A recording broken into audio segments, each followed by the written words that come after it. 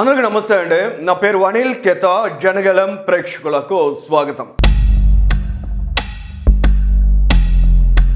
YSR Congress party అండి. ఈ పార్టీలో ఉన్న చాలామంది యదవులకి కనీస సంస్కారం లేదన్న విషయం ప్రతి ఒక్కరికి తెలిసిందే. అసలు సమాజంలో ప్రజల మధ్య ఉన్నప్పుడు ఎలా బిహేవ్ చేయాలి, ఎలా నడుచుకోవాలనేసి కనీస ఇంగితం లేని అడ్డగాడిదలు అనేక మంది ఉన్నారండి. వాళ్ళందరినీ అలాగా తయారు చేసింది ఎవరంటే ఆ పార్టీ అధినేత. అది జగన్మోహన్ రెడ్డి కొన్న సంస్కారం. జగన్మోహన్ రెడ్డి బిహేవియర్కి అనుగుణంగా ఆ పార్టీలో చాలామంది యదవలు తయారయ్యారు. అందులో ఈ యదవ వయసుకి, ఈ యదవ ప్రవర్తనకి, ఈ యదవకు ఉన్నటువంటి ఆలోచన విధానానికి నిజంగా ఆంధ్రప్రదేశ్ రాష్ట్ర ప్రజలందరూ కుక్కను కొట్టినట్లు కొట్టి మెడలో చెప్పులు దండేసి ఊరేగించాలంటే ఇటువంటి వ్యక్తుల్ని.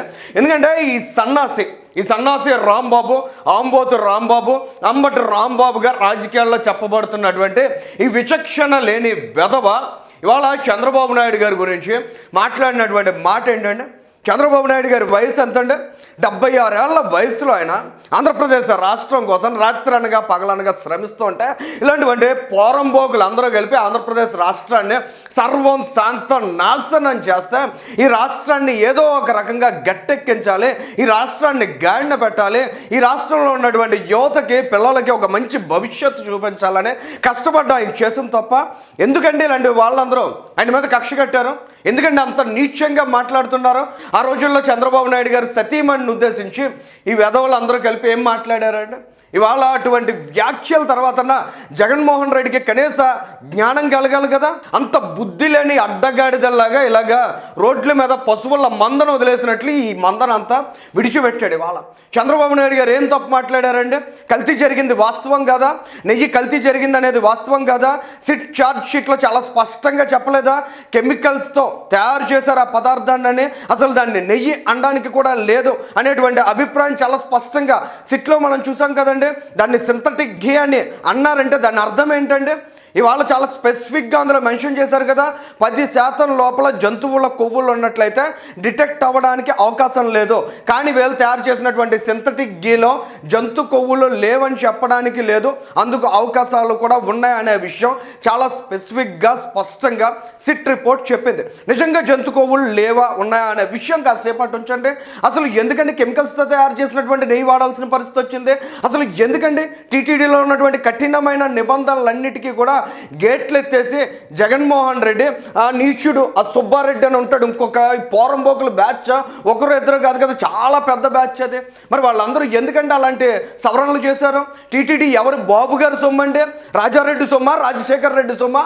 ఎవరు బాబు గారి సొమ్మండి? ఎవరు ఇష్టం వచ్చినట్లు మార్పులు చేస్తారండి? హిందువుల మనోభావాలతో ఆడుకుంటారండి?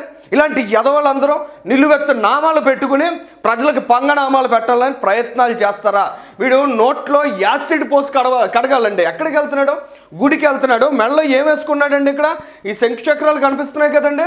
స్వామివారి శాలువా కప్పుకుని ఆ నోట్లోంచి వచ్చిన మాటలు ఏంటంటే, అసలు అది నోరా, డ్రైనేజా, లేదా సెప్టిక్ ట్యాంకా రాంబాబు? అది సెప్టిక్ ట్యాంక్ రాంబాబు అనేది. ఒక 76 సంవత్సరాల వయసు ఉన్నటువంటి మనిషిని, వ్యక్తిని ఎలా మాట్లాడాలో, ఒక ఆంధ్రప్రదేశ్ రాష్ట్రానికి ముఖ్యమంత్రిగా ఉన్నారు ఆయన. ఈ రాష్ట్రానికి ఎనలేని సేవలు అందించారు. రాజకీయంగా ఎవరి అభిప్రాయాలు వారికి ఉండొచ్చుగాక, కానీ ఆ వయసుకి, అనుభవానికి కనీస గౌరవం ఇవ్వాలి కదా.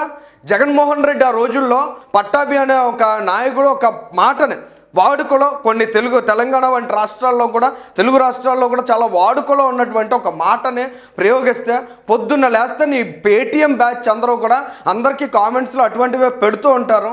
ఆ మాటను నువ్వు సెల్ఫ్గా అన్వయించుకుని దానికి అసలు డిక్షనరీలో ఎక్కడ గూగుల్లో కూడా దొరకనటువంటి ఒక అర్థాన్ని సృష్టించి సిగ్గు లేకుండా నీ నాయకుడు తల్లిని అవమానించుకున్నాడు, విజయమ్మ గారిని అవమానించాడు. విజయమ్మ గారిని ఉద్దేశించి ఆ రకమైనటువంటి భావంతో ఆయన మాట్లాడలేదు ఆ రోజు పట్టాభి. కానీ Jaganmohan Reddy cheap political gain కోసం విజయమ్మ గారిని ఆ రకమైనటువంటి మాట ఆమెకు అన్వయించే విధంగా మాట్లాడే దాని ద్వారా సింపతి గెయిన్ చేసే ప్రయత్నం చేశాడు. అటువంటి దిగజారు ఆ పార్టీలో ఇలాంటి బెస్ట్ ఫెలోస్ అందరూ తయారయ్యారంటే సెప్టిక్ డ్రైనేజ్ లాంటి నోళ్ళు వేసుకునే వాళ్ళ నీచాతి నీచంగా మాట్లాడుతున్నారు. ఏదేమైనా ఇటువంటి వ్యక్తుల్ని ఎట్టి పరిస్థితుల్లో విడిచిపెట్టడానికి వీల్లేదు. ఇవాళ చంద్రబాబు నాయుడు గారు ఆంధ్రప్రదేశ్ రాష్ట్రం బాగుండాలి, ఆంధ్రప్రదేశ్ రాష్ట్రం పాజిటివ్గా ఉండాలి, ఈ రాష్ట్రంలో ఇలాంటి నీచులకి రాజకీయంగా మనం అవకాశం ఇవ్వకూడదు, వీళ్ళు రాజకీయంగా రప్చర్ క్రియేట్ చేస్తారని భయపడినట్లు కానీ వ్యవహరించినట్లయితే వీళ్ళు రానున్న రోజుల్లో మరింత బరి తెగించేస్తారనేది అర్థం చేసుకోవాలి. ఎందుకంటే బరి తెగించడానికి కూడా ఇంకేం లేదు. రాష్ట్ర ప్రజల మంచి కోసం మీరు తగ్గింది చాలు. చంద్రబాబు నాయుడు గారు ఖచ్చితంగా ఒక ముఖ్యమంత్రిగా మీ స్థాయి అనుభవం కలిగినటువంటి నాయకుడిని అంత నీచమైనటువంటి మాట మాట్లాడిన ఇలాంటి బెదవల్ని చాలా కఠినంగా శిక్షించకపోతే, రోడ్డు మీద కొట్టుకుంటూ ఈడ్చుకుని వెళ్ళకపోతే నిజంగా ప్రజలు బాధపడేటువంటి పరిస్థితి వస్తుంది. మీరు ప్రజల కోసం ఎన్ని మాటలు పడ్డానికైనా సిద్ధంగా ఉంటారేమో కానీ ప్రజలు మాత్రం ఇలాంటి నీచుల్ని విడిచిపెడతాం అంటే ఏమాత్రం సహించడానికి సిద్ధంగా లేరనే విషయాన్ని కూడా మీరు అర్థం చేసుకోవాల్సినటువంటి అవసరం ఉంది. ఇటువంటి వ్యక్తుల్ని ఎలా శిక్షించాలి, ఇవాళ మేము మా వీడియోలో మాట్లాడినటువంటి భాష కూడా కాస్త ముందుకు వెళ్ళి మాట్లాడాల్సి వచ్చింది. కారణం ఏంటంటే ఇలాంటి వరస్ట్ ఫెలోస్ గురించి అంతకంటే నీచంగా మాట్లాడాల్సినటువంటి అవసరం కూడా ఉంది. ఎందుకంటే వీళ్ళకి కనీసం సిగ్గు రావాలండి. ఇవాళ ప్రజలు ఏమనుకుంటారో, ప్రజల్లో ఇలాంటి మాటలు మనం మాట్లాడచ్చా, ఈ విధంగా వ్యవహరించినట్లయితే ఎలాగా పొలిటికల్గా ఆధిపత్య పోరు కింద మారుతుంది, ఇది ఒకరినొకరు ఒక్కో మాట అనుకుంటా వెళ్తే ఇది ఎక్కడికి వెళ్తుంది, ఎంత దూరం వెళ్తుంది, ఎలాంటి మాటలకు అవకాశం కల్పిస్తుంది. ఇవాళ రేపటి తరం రాజకీయాల్లోకి రావాలనుకునే వాళ్ళకు కూడా ఇటువంటి సంస్కృతిని మనం అలవాటు చేయొచ్చా? ఇలాంటి కనీసం ఇంగిత జ్ఞానం లేనటువంటి ఎదవల్ని రాజకీయాల నుంచి తరిమి కొట్టాలండి. వీడిని ఎదవ అనడం కంటే కూడా ఇంకేం మాట అనాలో తెలియట్లేదు. ఎందుకంటే మనం పబ్లిక్ డొమైన్స్లో మాట్లాడేటప్పుడు ఇంకా ఇటువంటి వ్యక్తులను ఉద్దేశించి ఇంకంతకంటే డిగ్రేడింగ్గా మాట్లాడకూడదు. ఇటువంటి సంస్కారహీనుడిని జగన్మోహన్ రెడ్డి ఆ పార్టీలో ఎంకరేజ్ చేస్తున్నాడు.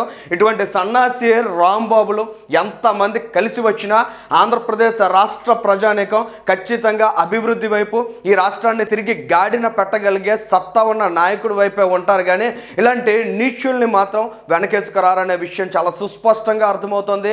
ఇవాళ దైవ కార్యక్రమం అని వారు చెప్పి ఎంత నీచానికి బరితెగించారో, ఎంత దారుణంగా వ్యవహరిస్తున్నారు అనేది కూడా చాలా స్పష్టంగా కళ్ళకు కట్టినట్లు కనిపిస్తుంది.